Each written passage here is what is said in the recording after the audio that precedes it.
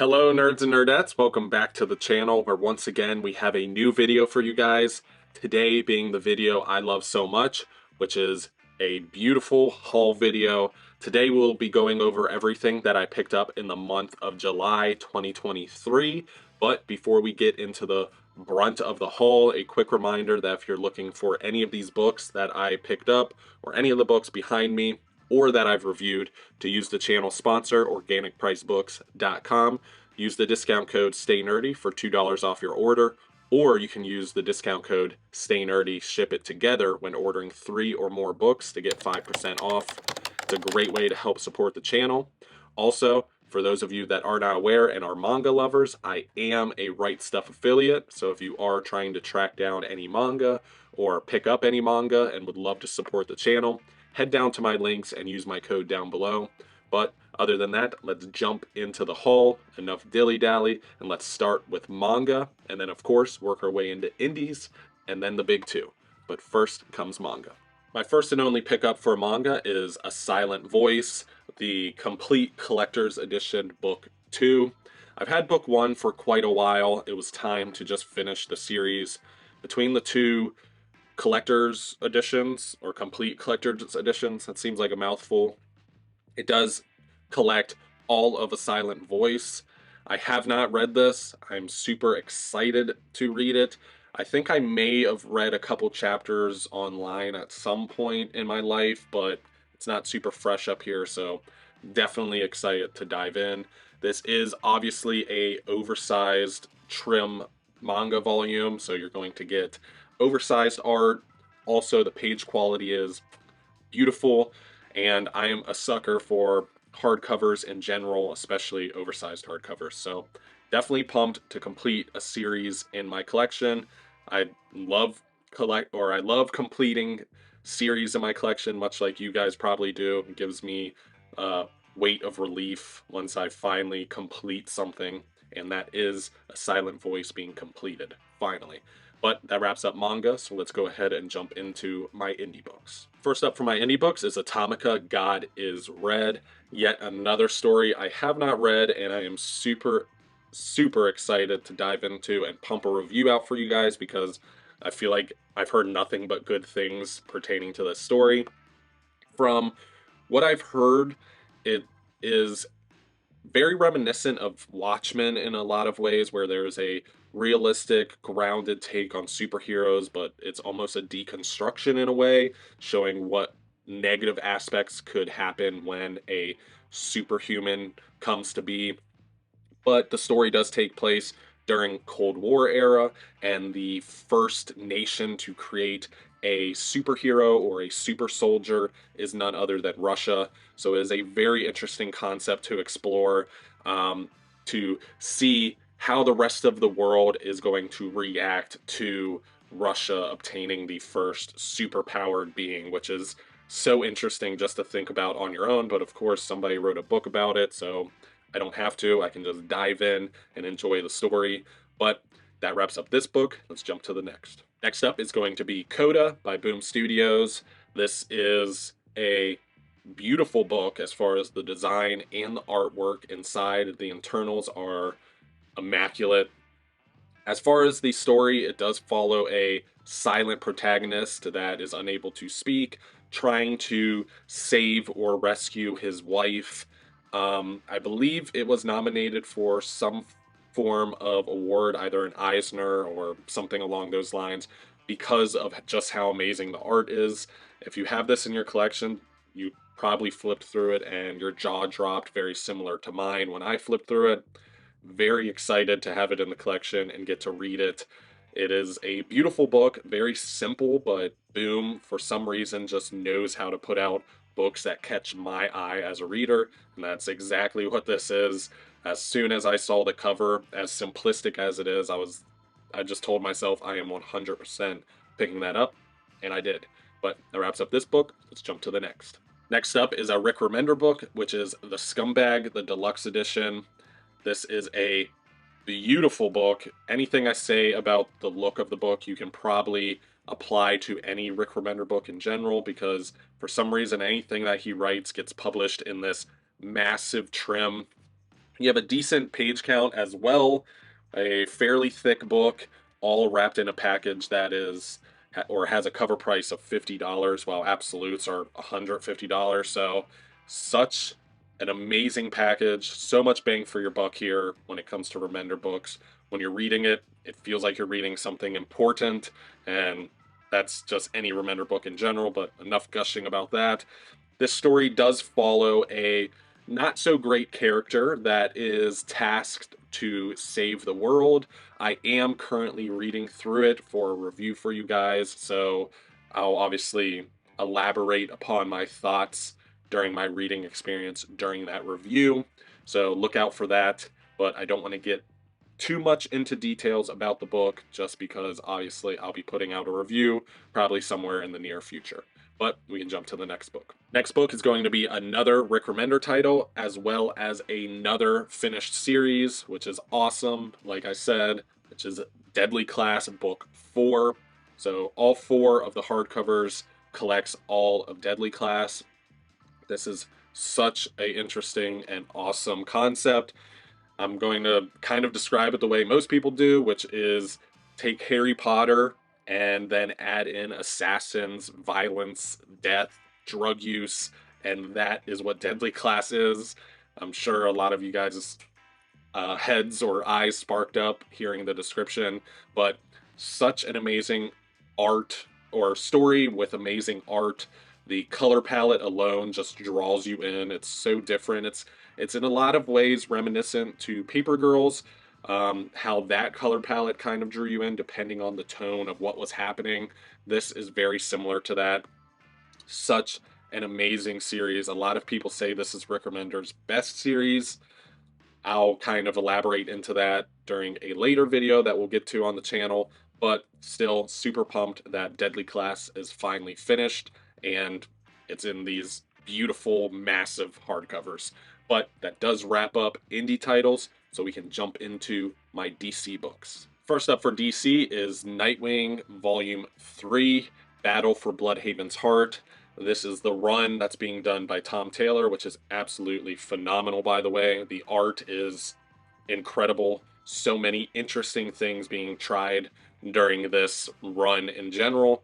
But this does continue the story that Tom Taylor kind of started telling in Volume 1, where you're seeing Dick Grayson returning to Bloodhaven, really going deeper into the role of Nightwing, trying to make the world a better place, Bloodhaven a better place in general. And then you also have a little bit of a romantic / romance elements that get explored as well, with Dick Grayson and his love interest, obviously avoiding spoilers there. You can probably guess who it is, but such an amazing read. This is probably one of the more recent runs that took place in recent years in comic books, especially at DC. That was amazing.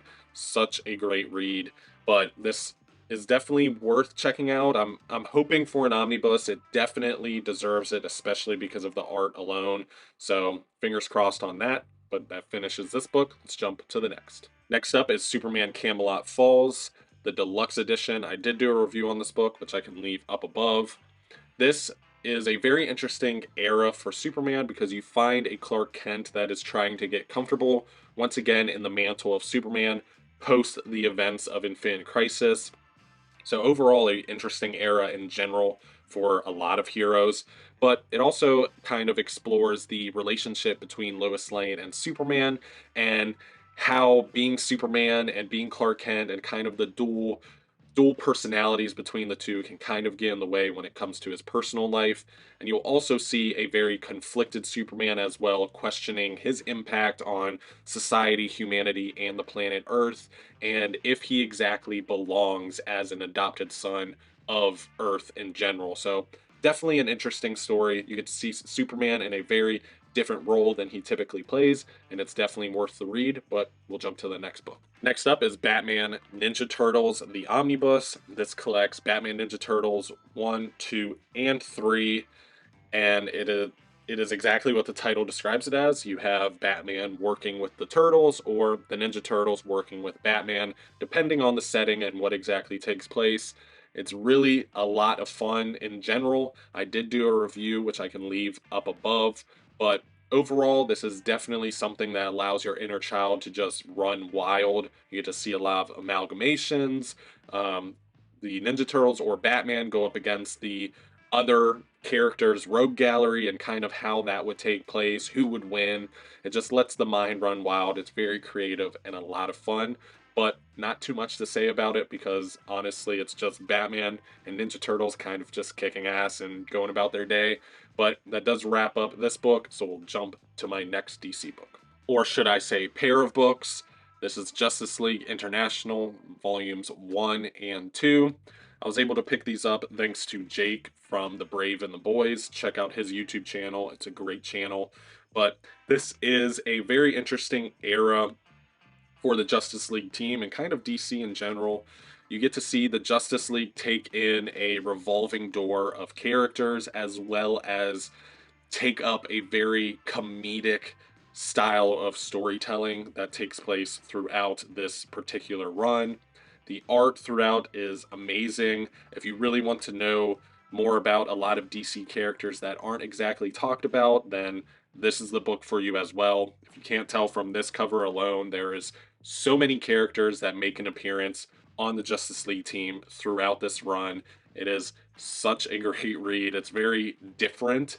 I can see some people not enjoying this run just because of the overall tone change, but still, I love the Justice League. I love Justice League books, and I definitely like books that kind of introduce and explore a lot of characters that may not get a lot of love in other books. But that does wrap up DC, so we can jump into Marvel. First up for Marvel is going to be the Marvel Zombies Omnibus, or the Marvel Zomnibus, if you want to be cool. But I did do a review on this book, which I'll leave up above. It is a favorite of mine as a kid when I was collecting single issues because I have a guilty pleasure of loving zombies, anything, whether it's movies, video games, comic books. I typically 9 times out of 10 find myself almost always being entertained by anything zombies, and that's exactly what this is.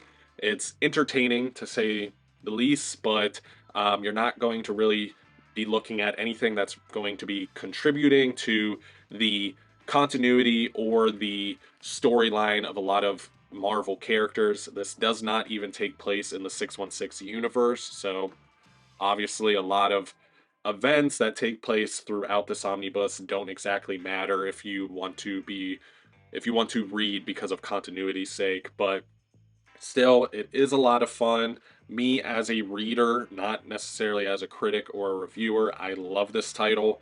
But if you're looking for some top tier comic book writing and art and everything like that, this probably isn't it. But man, is it so much fun and so different at the same time.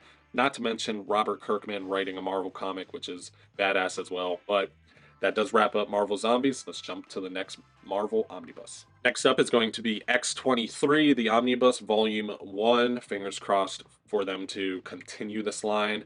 This does follow the character of X23, as the title would insist or kind of portray.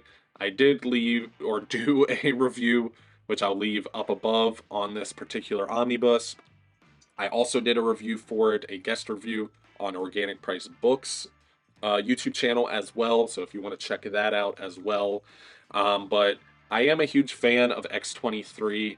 I 9 times out of 10 find myself very much enjoying the character in general. She was introduced in the X-Men Evolution show and then eventually carried over into comics, first appearing in NYX, but that is not collected in this. But you still do get her comic book origins collected, so it still is a volume 1, and it still reads beautifully, so don't worry about the NYX. But definitely a character that reminds me of my childhood of the early 2000s, because I can remember this character coming to be, and that's just nostalgic for me in general. Definitely worth checking out if you're a Wolverine fan, or if you have that all-new Wolverine Omnibus and you kind of want to see where that character came from or how she came to be. This is the Omnibus for you. But that wraps up this book. Let's jump to the next. Last but not least, the final Marvel book is my favorite X-Men run in comics. Sorry to the fans of Chris Claremont, it's just not for me as much. But this is All New X-Men by Grant Morrison. Such a great read. I did a review on it on my channel, which I'll leave up above, but I also did a Organic Price Books guest review on their channel as well. But this is such an amazing read.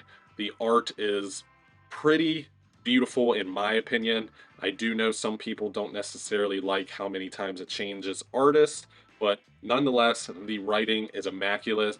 You got Morrison completely knocking it out of the park.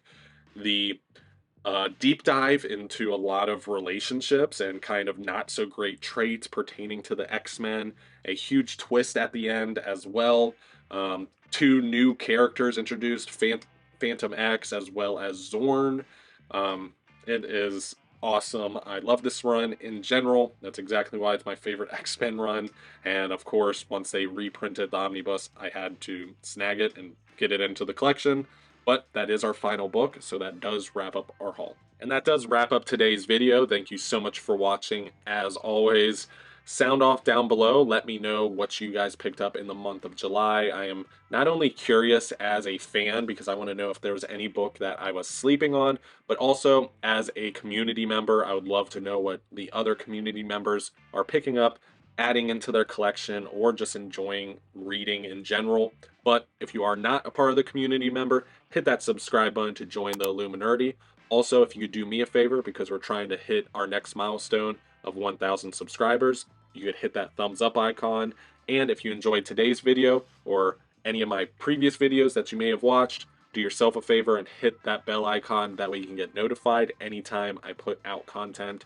But other than that, thank you so much for watching once again. I truly appreciate each and every one of you guys. And of course, as always, stay nerdy.